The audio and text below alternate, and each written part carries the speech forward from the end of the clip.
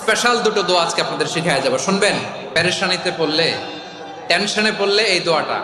প্রিয় ভাইরা, বিষ্ণু ইসলাম যখন খুব বিপদে পড়তেন, দুশ্চিন্তা ওনাকে ঘিরে ধরতো, উনি পড়তেন ইয়া হাইয়ু ইয়া কাইয়ুম বিরহমাতিকা আস্তাগীথ, ইয়া হাইয়ু ইয়া কাইয়ুম বিরহমাতিকা আস্তাগীথ, ইয়া হাইয়ু ইয়া কাইয়ুম, হে শাশ্বত অবিনশ্বর, হে চিরঞ্জীব, বিরহমাতিকা আস্তাগীথ, তোমার রহমতের উসিলায় তোমার কাছে ফরিয়াদ করি, এটা পড়তেন।